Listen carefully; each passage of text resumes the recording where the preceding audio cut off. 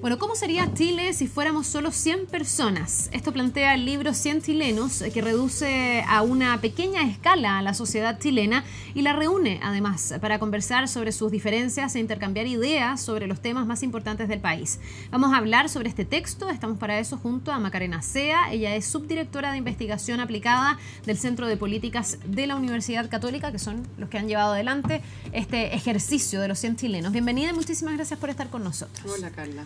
A ver si tú nos puedes contar qué hicieron. Hay cifras que a mí me llaman la atención. Si en Chile fueran 100 personas, 22 serían trabajadores por cuenta propia. Si en Chile fueran 100 personas, 2 vendrían de las regiones más extremas del país. Esta me llama la atención. Si en Chile fueran 100 personas, 93 confiarían poco o nada en los partidos políticos. ¿Cómo han llegado a hacer esta escala reducida de Chile y explicarnos cómo es nuestra sociedad si es que fuéramos 100 chilenos?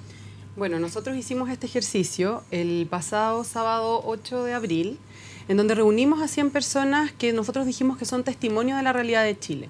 Esto quiere decir, no es que sean representativas, son solo 100 personas, pero basándonos en las estadísticas y en las encuestas que existen hoy día, tanto en la información del censo, de la CACEN, la información en el fondo de las encuestas de empleo, íbamos generando ciertos perfiles. Íbamos generando perfiles de edad, de sexo y de nivel socioeconómico. Ya. Entonces vinieron personas de todos los quintiles de ingreso, hombres y mujeres, y de todas las edades, desde 15 años en adelante hasta 80 años.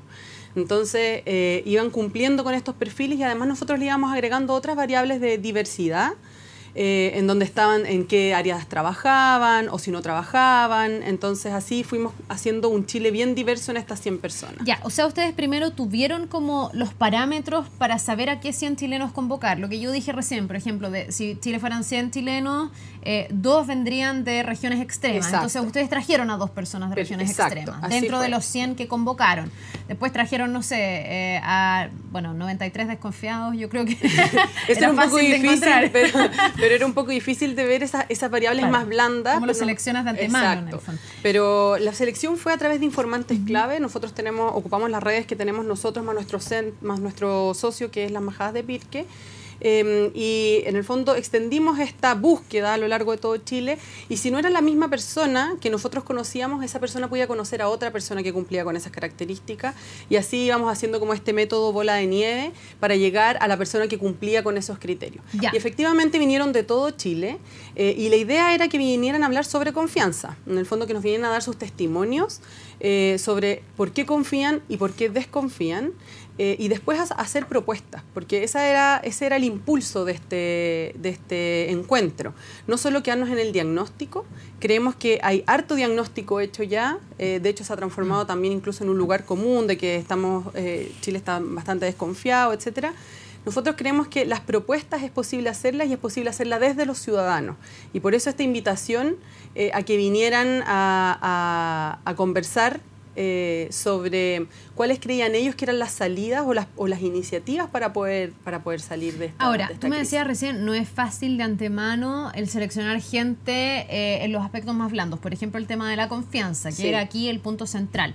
Pero cuando ustedes convocan a las 100 personas con estas como perfiles de estadística más dura, ¿se encuentran efectivamente con que la mayoría desconfía? O sea, ¿ese 93% de desconfianza se refleja en esos 100 chilenos que ustedes reunieron? Eso fue súper sorprendente. En el fondo, la mayoría de las personas confió. Cuando nosotros llamamos por teléfono, había una persona encargada de hacer todo este reclutamiento, de encontrar las redes, de encontrar a las personas, de seguir a las personas.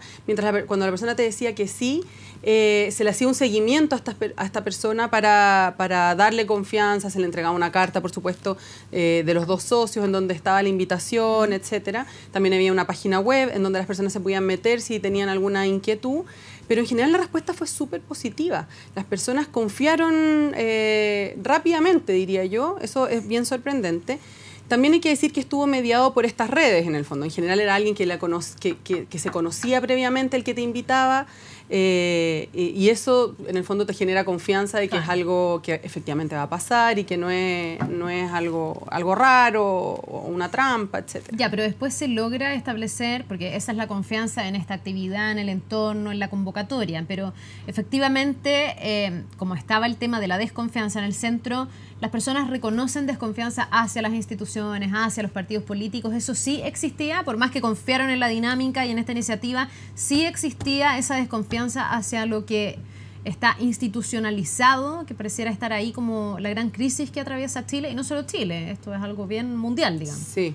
Sí, nosotros constatamos esto en la primera, el encuentro duró todo el día, fue acá en Santiago, realizaron las majadas de Pirque, y se hicieron 2 actividades durante ese día, 2 actividades productivas, por así decirlo. En la primera parte era una especie de juego en donde las personas jugaban con un tablero y tenían que posicionarse. Nosotros les entregábamos un set de actores e instituciones. En el fondo, por actores podían ser actores del mundo público, privado, no sé, funcionarios públicos, empresarios, hospitales, y ellos tenían que posicionarse en el tablero por si confiaban o desconfiaban. Yeah.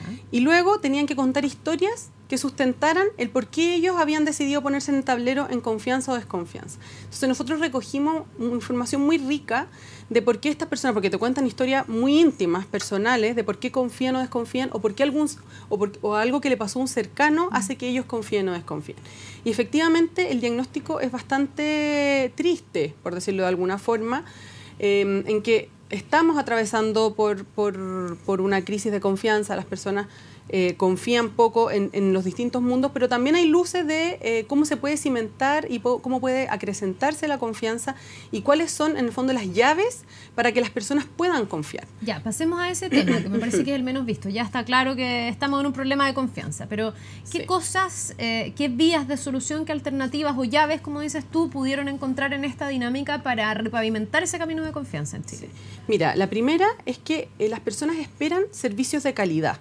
Y esto tanto en el mundo público como en el mundo privado. En el fondo, cuando las personas se van a atender al consultorio, al hospital o a la clínica o al centro médico, esperan que la atención sea una atención de calidad. Ya, que no es lo que encuentran hoy día. Que no es lo que encuentran necesariamente. Ahí está. Entonces, en el fondo, no encuentran el servicio, consideran a veces que no es el que requieren. En el fondo, a veces los consultorios no son resolutivos. En el fondo, van por algo y los mandan a una interconsulta para ir a otro lugar. Eso, en el fondo, genera que estas largas esperas hacen que el servicio no se considere un servicio de calidad, porque no es oportuno y además porque hay un tema en el trato. Esa es otra de las grandes conclusiones, de que las personas esperan que se les trate bien. Y se describieron en el fondo distintas instancias en donde las personas veían que en el fondo por no pagar o a veces por pagar diferenciadamente se les trataba conforme a eso. Entonces se percibe que hay una diferencia en el trato equitativo y las personas piensan, y con justa razón en el fondo, que todos merecemos un trato justo y digno en todos los servicios, sea salud, educación, cuando uno va a la municipalidad. Eso se espera en el fondo y se espera que los casos de discriminación, etcétera, sean los menos posibles. Ahora, perdón, la crisis que se produce en el fondo entre lo que se espera y lo que se obtiene es una vez que se accede. O sea, aquí el problema no es el acceso, sino más bien es lo que tú recibes cuando accedes. Lo pregunto porque esto es como la evolución que ha tenido un poco Chile o en el momento en el que estamos, donde durante mucho tiempo, en el retorno a la democracia, etcétera, se trabajó por el acceso a ciertas cosas. Por la cobertura. Por las coberturas, por el integrar a mayor cantidad de personas, etcétera. Pero hoy día pareciera ser que la exigencia ya no es el solo poder tener algo, acceder a algo, sino que eso que obtengo, eso que tenga un estándar mínimo de dignidad, de justicia social, de equidad. ¿Ustedes perciben esa como evolución del chileno un poco? Totalmente. En el fondo, lo que tú dices está muy en la línea de nuestros resultados. Las personas acceden a ciertos servicios, pero no solamente, y ahí hay un proceso bien importante, no, si el servicio incluso fuera de calidad, o sea, que te den una buena atención médica, en el fondo, en el ejemplo que estamos ocupando, o que te den una buena educación, por ejemplo, para acceder a la educación superior. Cosa que no pasa siempre, pero pongámonos en el caso de que sí te la dieran, no solo importa que te lo den y que el producto sea bueno, sino que el proceso es también muy importante. El proceso en cómo te lo otorgan. Entonces, ese proceso, en el fondo, es cuando la persona está esperando o cuando la persona tiene que postular, o cuando, en el fondo, todas esas ventanillas con que las personas se relacionan con el Estado, con el municipio y con los distintos servicios y con los distintos actores, con las empresas que dan servicios de necesidades básicas. Todos esos procesos las personas esperan que sean mejores, que ese proceso también determina que las personas confíen o no confíen. En el fondo, cuando los procesos son opacos o cuando tú no entiendes la cuenta que te llegó, sea, no sé, de una clínica o de la luz, tú también empiezas a desconfiar. Entonces, y eso no tiene que ver con si tú tienes luz o no tienes luz en tu casa, por ejemplo. Tiene que ver con que tú entiendas cómo se provee ese servicio. Entonces, son dos puntos en el fondo. Que uno pueda acceder y que ese acceso sea oportuno y pertinente, de acuerdo a lo que tú necesitas, pero además que la implementación se haga de manera adecuada, con estas características que tú misma dices, en el fondo, con justicia, con equidad y de la mejor manera posible en el trato. Tú me dices, esta es una de las llaves. Sí. O una de las vías para retomar la confianza, que esto en el fondo funcione bien, básicamente. Exacto. ¿Cuál otra? Otra de las llaves es la comunicación más allá de la información. Y acá nosotros ponemos el acento en el tema de la participación. Las personas, nosotros invitamos a estos chilenos a conversar y la invitación fue atractiva para ellos y ellos vinieron. En el fondo, esto no era remunerado. En el fondo, ellos estaban dispuestos a participar por algo en el que les hiciera sentido. Esto no era remunerado, ellos gastaron un fin de semana de su tiempo en llegar acá y participaron concretamente en trabajar en cierta solución. Nosotros creemos que estos mecanismos de participación, que hoy día se ha avanzado bastante y que existe en el fondo una regulación para ciertos procesos públicos en donde se te exigen incluso mecanismos de participación, creemos que todavía está un poco oxidado o es un poco antiguo, por así decirlo. Tiene una forma de entenderse bastante asambleísta, donde que tú preguntas si te gusta o no te gusta y tú cumples con un check de participación. En el fondo, en algunos procesos. O sea, una participación que se percibe como no muy real. No muy real y no muy como de no fondo. Incidente, en el fondo. Exacto. Y no muy de fondo, o sea, que te inviten a decir, más que ya cuando está todo cocinado, por así decirlo, decir si te gustó o no te gustó, como en una encuesta o en algo donde te invitan a una asamblea y tú tienes que decir sí, me gusta o no me gusta, como votando. A las personas les gusta incorporarse en el proceso. En el fondo, que la decisión también venga de cuál va a ser la solución, venga desde la ciudadanía.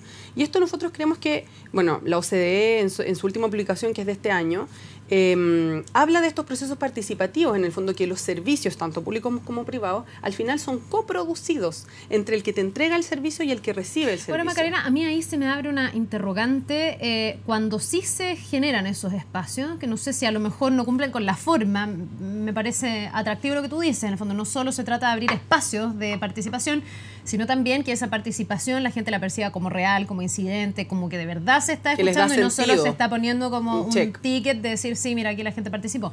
Pero hay un proceso que me imagino es como de los más emblemáticos del último tiempo, que son los cabildos, estos encuentros locales, para iniciar este proceso constituyente, para llegar entonces a una nueva constitución. Pero vimos que en Chile la participación fue baja. De hecho, uno de los grandes argumentos de aquellos que no apoyan ese proceso constituyente es que en estos encuentros locales, en estos espacios de participación, llegó poca gente. ¿Por qué se puede producir esta dicotomía de que en el fondo la gente quiere participar más? Y así se ha visto no solo en el ejercicio que han hecho ustedes, sino que en innumerables estudios, pero que al momento de tener los espacios no los aprovechen. Yo creo que ese fue un gran esfuerzo que yo personalmente lo valoro mucho, yo creo que mucha gente lo valora también, pero creo también que falta mucho en términos de metodología. Yo, por ejemplo, participé en uno de estos ELA que mencionas tú, estos encuentros locales. Sí.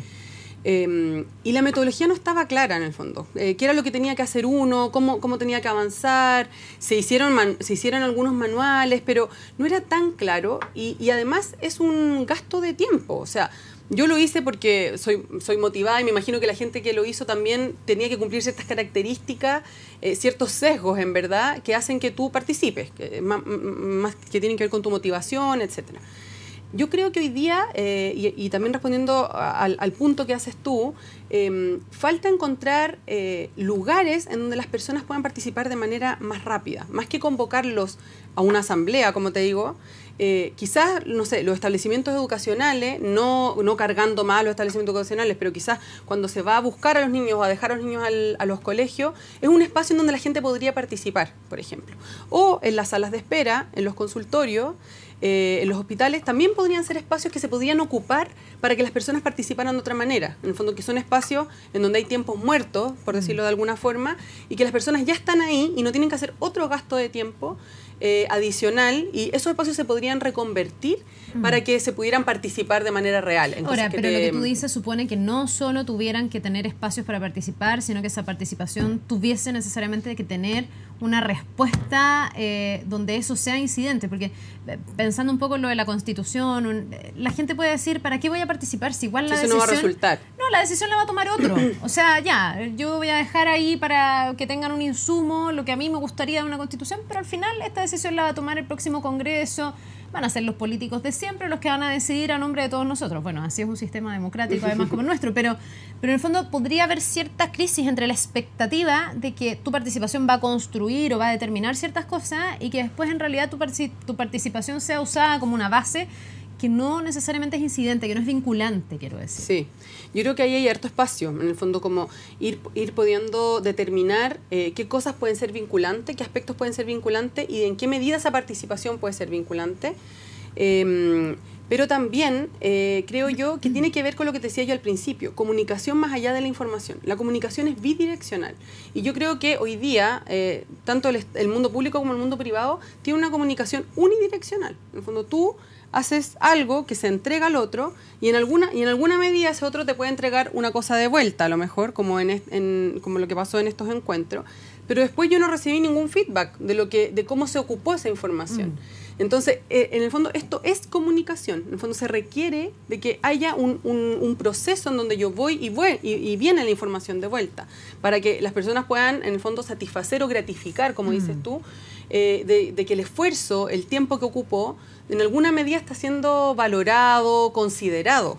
Si hacemos más mecanismos de participación y no se entrega el feedback, eso también va a generar incertidumbre y más desconfianza, porque al final va a ser otro check en el fondo. Claro, se produce cierta frustración de la expectativa que tuviste y después no se cumplió. Ya, decimos mejor comunicación con espacios reales de participación y dijimos anteriormente, ¿cuál era la primera Servicios de calidad. Mejores servicios de calidad. Tanto en el producto como en el proceso de implementación. ¿Qué otra vía de solución? No sé a cuántas llegaron, entre paréntesis. Tenemos 4 grandes aprendizajes. Ya. ¿Cuál es la tercera? La tercera es, como te decía, el buen trato. En el fondo, que las personas esperan que los traten dignamente, independiente de la forma en la que paga, independiente de cómo está él calificado socioeconómicamente y los servicios que se le otorgan de acuerdo a esa calificación en el fondo.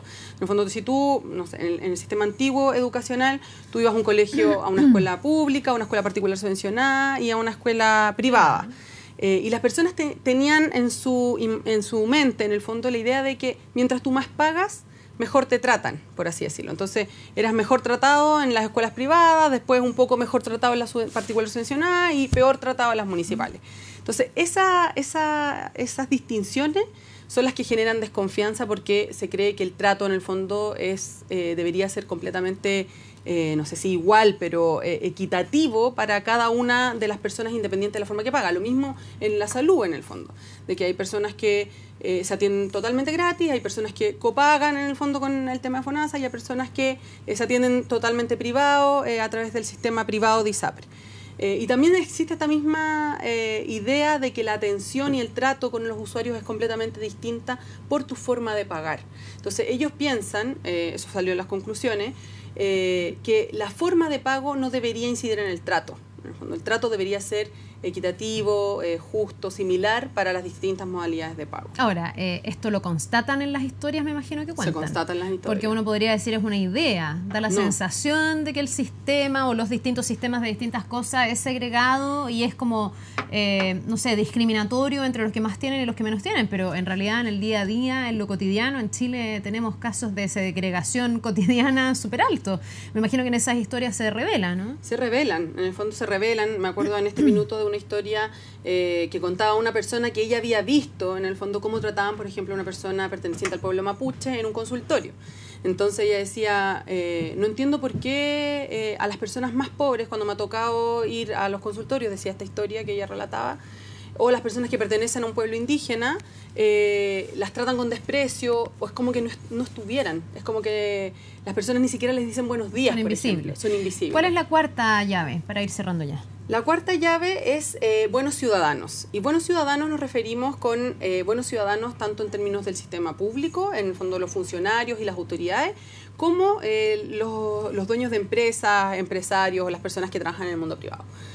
Las personas, y acá es importante hacer esa diferencia, las personas, por ejemplo, no tenían desconfianza de la calidad de los productos que te entrega el sistema privado, pero sí tenían desconfianza en el fondo de las intenciones con las que se dan esos servicios o esos productos.